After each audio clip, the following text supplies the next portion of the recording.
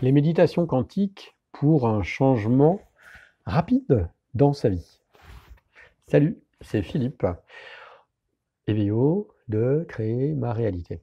Aujourd'hui, je voudrais vous parler d'une nouvelle forme de méditation que j'ai mis au point. Donc, ce sont les méditations quantiques pour changer rapidement des choses qu'on a envie de changer dans sa vie. Je pourrais aussi les appeler méditations 4D parce qu'elles font référence à 4 dimensions minimum. Alors, d'où ça sort? D'où ça sort tout ça? Ça vient de la physique quantique. Mais avant de voir d'où ça sort plus en détail, à quoi ça sert? Quand on veut faire des changements dans sa vie, bon, il y en a qui essayent de s'y prendre en utilisant le mental, la logique, le rationnel. Des fois ça marche, des fois ça marche pas. Quand toute la partie rationnelle ne fonctionne pas comme on veut, c'est ça qui nous amène à nous tourner vers d'autres choses. Moi, en tout cas, c'est ça qui m'a amené à chercher d'autres solutions pour changer des aspects que je voulais changer dans ma vie, mais pas les changer dans 5 ans ou dans 10 ans. Quand on utilise que le mental, par exemple, si on utilise la psychologie, eh bien, on essaye de décortiquer, de comprendre son histoire, de la décortiquer comme un oignon, une sorte d'oignon qu'on épluche, puis on enlève des couches, etc. Mais quand peut-être vous avez déjà rencontré des gens qui font des analyses ou de la psychanalyse ou des choses comme ça, et peut-être qui sont en analyse depuis 2 ans, 3 ans, 5 ans, 10 ans, et que finalement, alors peut-être qu'ils ont progressé, mais qu'ils sont toujours en train de tourner en rond un peu. Et du coup, il y a d'autres méthodes qui existent. Il y a les méthodes de régression par transhypnotique qui permettent d'accéder à des messages du subconscient. Et puis, il y a encore d'autres méthodes. Parce que on est quoi? Est-ce qu'on est des êtres où on est juste un corps comme ça, ou on est un être, on a ce corps et on a autre chose qui est plus immatériel, quelque chose qu'on pourrait appeler l'âme, si c'est pas trop connoté, ou l'esprit ou le subconscient, ou l'inconscient. En fait, peu importe le terme que vous allez utiliser.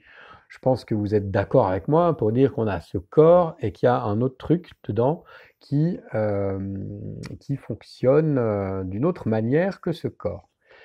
Alors pourquoi la physique quantique? Parce que ça fait un moment que je m'intéresse à la physique quantique et là dernièrement j'ai eu des nouveaux apports de connaissances qui ont conforté ce que j'avais senti intuitivement et qui m'ont donné envie d'explorer un autre champ de changement rapide, dynamique, euh, pour intégrer dans ma vie des nouvelles choses, mais rapidement, donc pas dans 5 ans, pas dans 10 ans.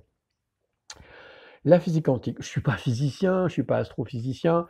Il y a des gens qui sont bien plus calés que moi pour en parler, mais néanmoins, je vais vous donner quelques éléments clés à comprendre et vous allez voir pourquoi j'appelle ça des méditations quantiques.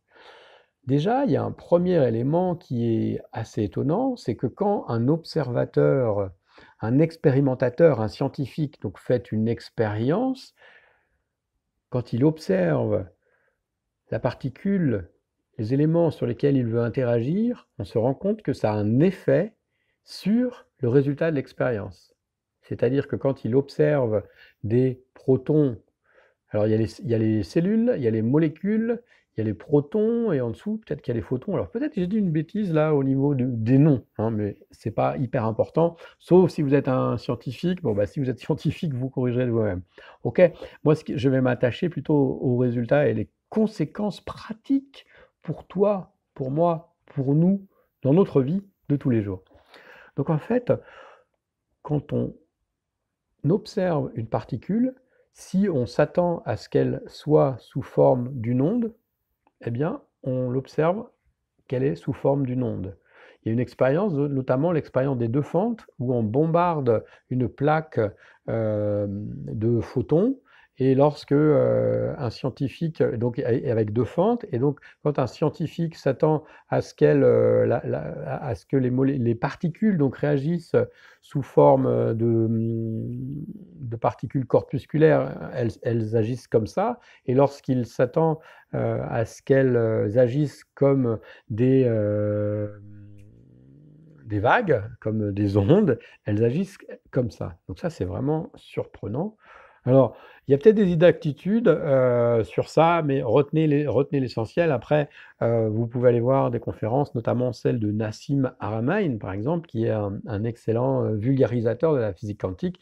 Mais ce qu'il faut retenir, c'est que l'expérimentateur, le fait qu'il soit là, il a un impact sur le résultat de l'expérience. C'est-à-dire que notre conscience fait en sorte que le résultat d'une expérience est modifié. Donc ça, c'est le premier élément important. Deuxième élément important, c'est que l'univers est holographique. Qu'est-ce que ça veut dire? L'univers est holographique. Un hologramme, vous savez, c'est des images. Je crois que l'hologramme le plus connu, c'est l'hologramme dans Star Wars, où on voit une image comme ça, réduite d'une personne qui est projetée.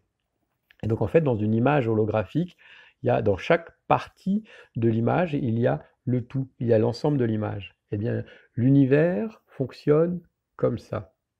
Dans chaque particule, dans chaque photon, dans chaque électron, on retrouve l'ensemble de l'univers. Alors pas l'ensemble de l'univers, mais l'ensemble de l'information de l'univers. La différence, c'est un peu, si vous prenez un CD, vous regardez un CD où il y a un enregistrement de musique classique, par exemple, d'un orchestre classique.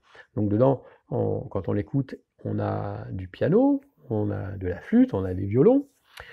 Eh bien, ça ne veut pas dire que ces instruments-là se retrouvent dans le CD, bien entendu. C'est l'information qui est disponible. Donc, en fait, dans chaque partie d'information, dans chaque molécule, dans chaque particule élémentaire, on retrouve l'ensemble de l'information de l'univers. Ça aussi, c'est assez surprenant. Quels sont les autres éléments de la physique quantique qui sont intéressants? C'est que deux particules qui ont été en contact à un moment donné, on appelle ça des particules jumelles.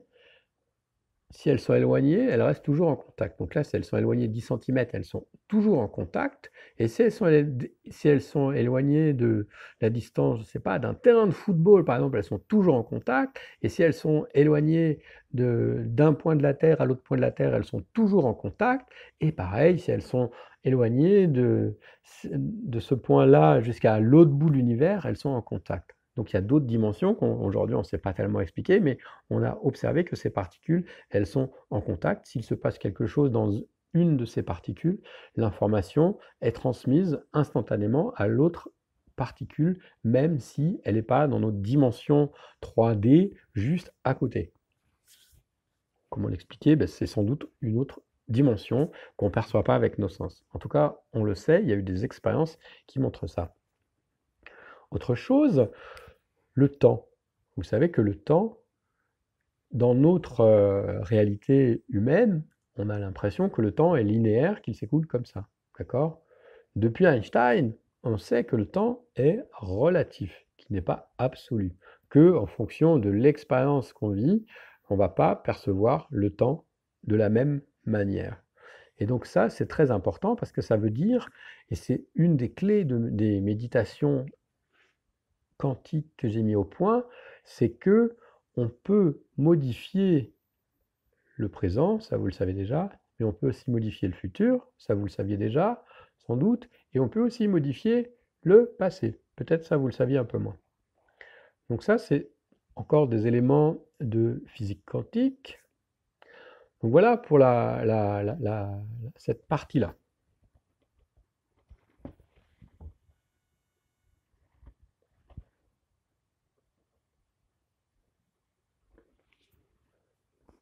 Élément suivant, la matière est à 99,999999999% vide. Vous aussi. Oui, c'est surprenant.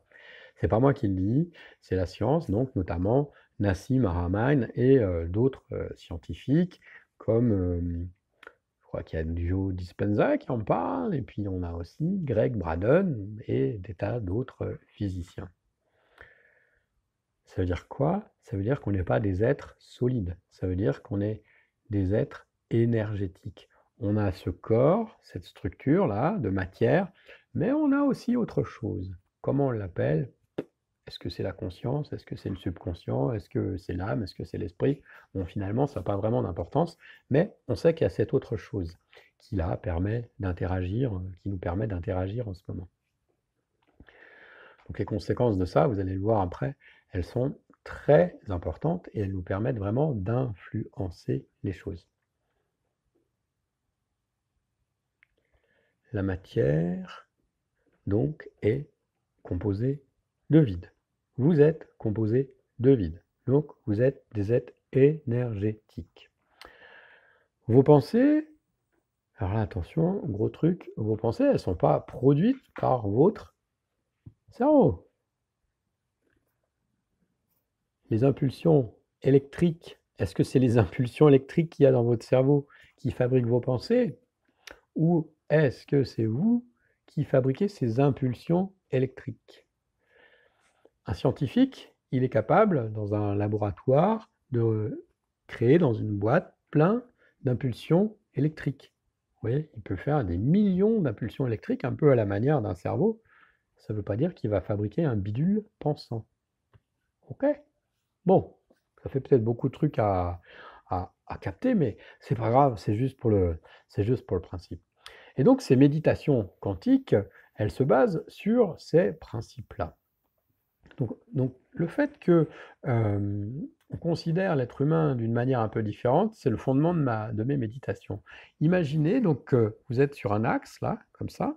Donc, vous avez votre colonne vertébrale, et puis vous avez votre cœur, ici. Ah mince, de l'autre côté.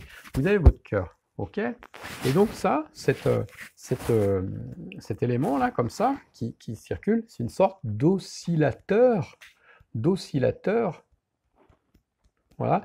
Tous les oscillateurs, on s'en sert partout.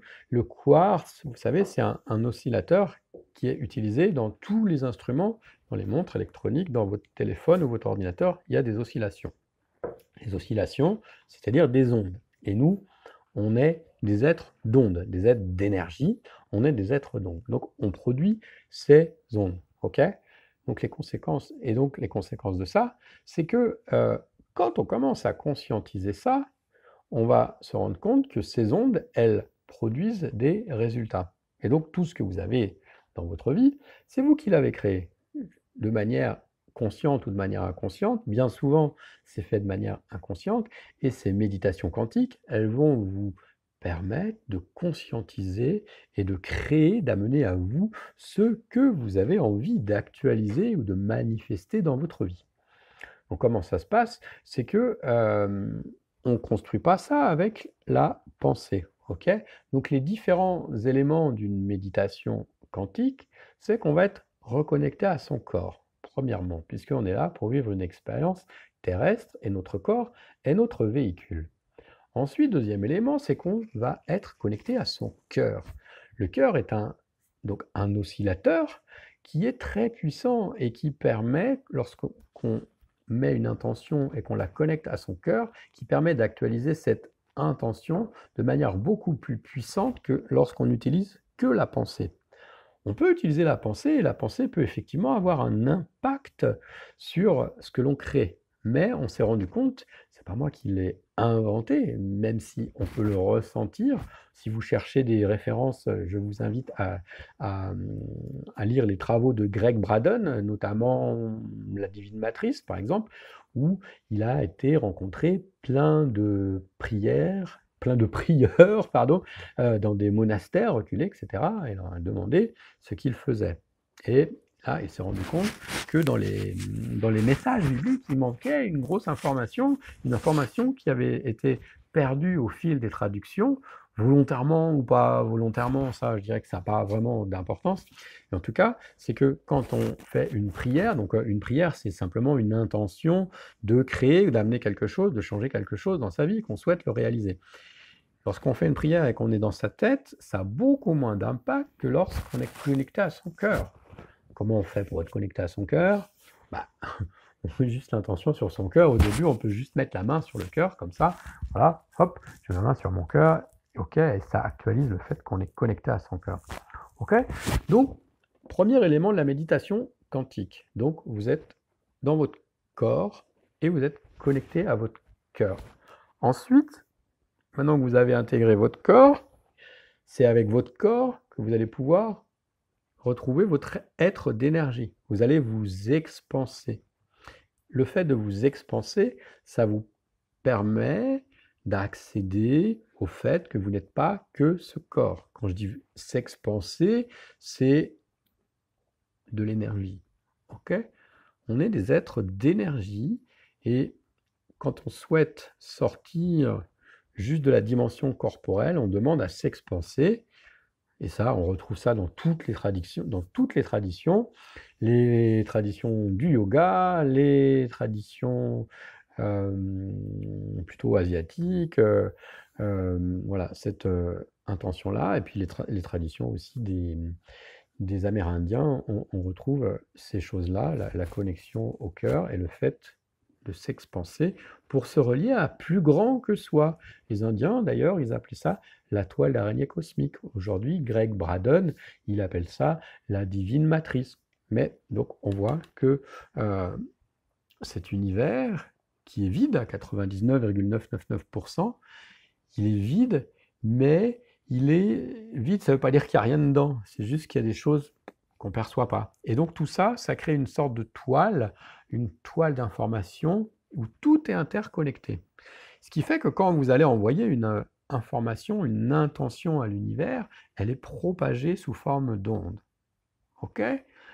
Quand on réalise notre vie, quand on vit notre vie, juste comme on fait là au quotidien, sans s'expanser, finalement on est tout petit, on crée une réalité toute petite puisqu'on ne cherche pas à se connecter au grand tout, au divin, à l'univers, à la matrice. Bon, peu importe, choisissez le mot avec lequel vous êtes le plus à l'aise. Le fait donc de s'expanser, ça va nous connecter avec tout et inclure tout dans notre conscience. D'accord?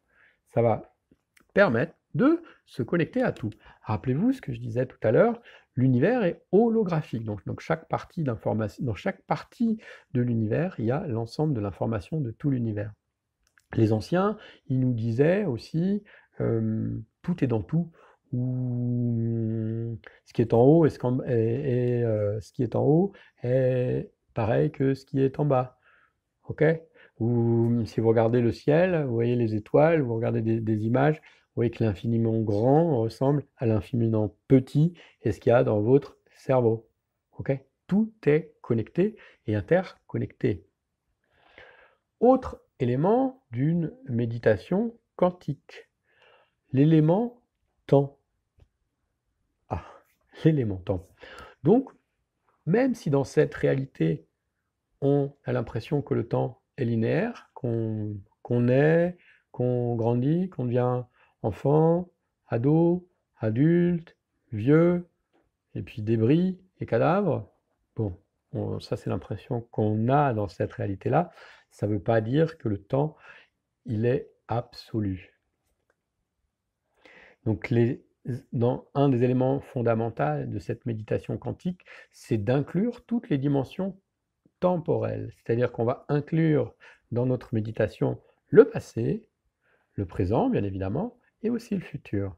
Et que le fait de agir sur le passé, ça va modifier notre expérience actuelle. Peut-être vous avez vu le film Retour vers le futur, et c'est un peu ça. On voit que le gars, un jour, il se réveille, et il n'est plus du tout dans la même famille, parce que il y a eu quelque chose qui a été modifié dans son passé. D'accord? Eh bien, on peut, par le biais d'une méditation, modifier ce qui s'est passé dans notre passé, et pareil, dans notre futur. Ça en fait des choses dans une méditation quantique.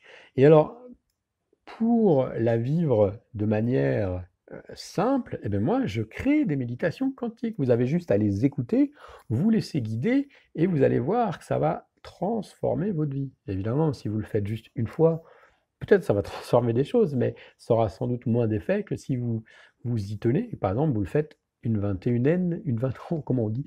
Quand vous le faites 21 fois, par exemple. OK. Pourquoi c'est important de faire ça? Pourquoi? Bah, déjà pour vous, déjà, ça va vous permettre de changer des choses très rapidement. En un clin d'œil. OK? Et puis ensuite, comme tout est interconnecté, si on est plusieurs à changer, on va rayonner une information, un champ magnétique, un champ morphogénétique, bon, peu importe les mots, on peut en dire plein, mais on va rayonner quelque chose et on va diffuser, un peu comme une onde. Vous savez, quand on jette un caillou dans une mare, ça fait des ondes qui se diffusent, qui diffusent. Et bien, c'est pareil. Si on est un certain nombre de personnes à choisir la joie et la paix dans le monde, ça va se propager.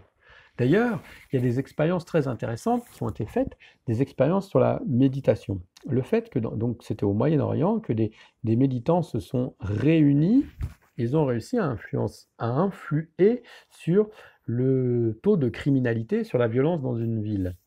Et saviez-vous que pour faire changer quelque chose à un endroit, s'il y a par exemple 1000 personnes dans un endroit, ou s'il y a 1000 personnes, il suffit simplement que racine carrée de 1% de la population change pour que tout change.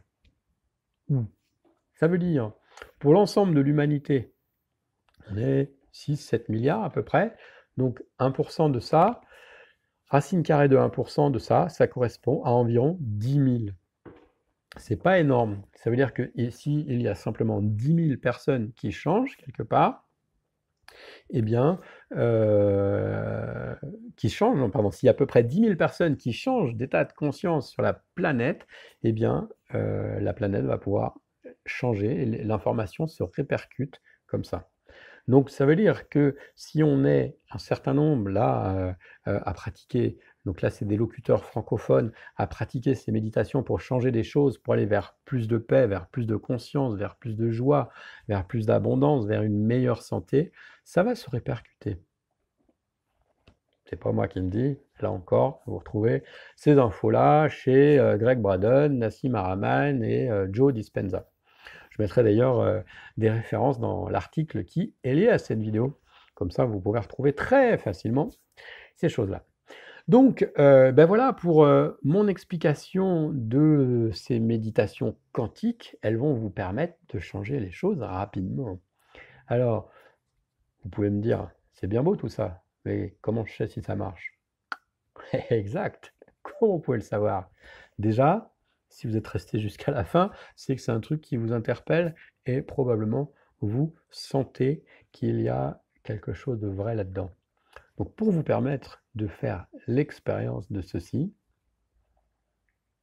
je propose une méditation gratuite, une méditation quantique gratuite sur le thème de la joie. Et donc, vous pouvez la trouver sur ma chaîne et vous allez pouvoir expérimenter ça. Et peut-être que vous allez ressentir un changement. Ok?